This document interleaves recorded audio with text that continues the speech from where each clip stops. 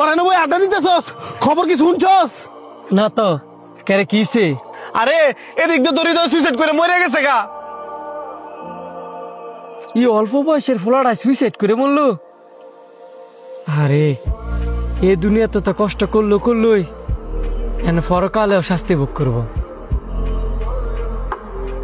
মানুষ যে কেরে নিজের ইচ্ছা সুইসাইড করে মরে না রে, হ্যাঁ নিজের ইচ্ছা সুইসাইড করে মরে নাই, আল্লাহ পাক লিখে রাখছিল সুইসাইড করে মরবো, এই কারণে সুইসাইড করে মরছে।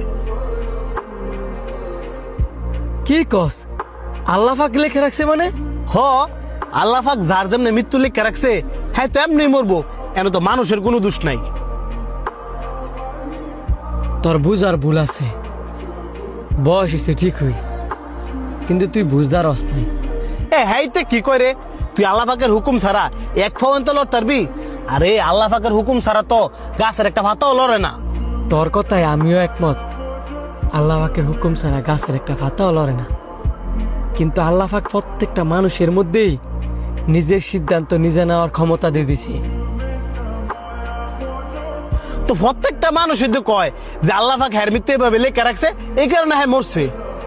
তুই তো ইডা মানুষ, কে কি করতাছে বা কে কি ভবিষ্যতে করব আল্লাহ পাক সব আগে থেকেই জানে। জানলেও কিন্তু তুই যে কইতাছস হ্যাঁ নিজের ইচ্ছায় মরছে, এটা বন্ধু আমি মানতাম পারতাছি না। আরে বোকা, হৃদয়ে সুইসাইড করে মরবো আল্লাহ পাক আগে থেকে জানে দেখেই লেখা রাখছে। তোর একটা উদাহরণ দিই, ধর তুই একটা জায়গার মধ্যে দাঁড়ায় আসস, এন সাইড দিকে সাইডটা রাস্তা গেছে, এন তুই কোন দিকে যাবি ও সিদ্ধান্ত নেওয়ার ক্ষমতা আল্লাহ পাক তোরে দিয়ে দিছি।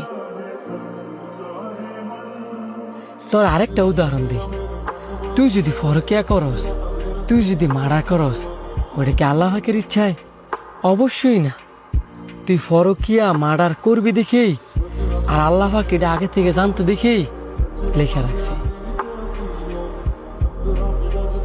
পৃথিবীর সবকিছুই আল্লাহ পাকের হুকুমে চলে, কিন্তু নিজের সিদ্ধান্ত নিজে নেওয়ার ক্ষমতা আল্লাহ পাক প্রত্যেকটা প্রাণীর দিছে। বন্ধু তোর অনেক ধন্যবাদ, আমি এতদিন একটা ভুলের মধ্যে ছিলাম, আজকে তুই আমার এই ভুলটা ধরাই দিলি।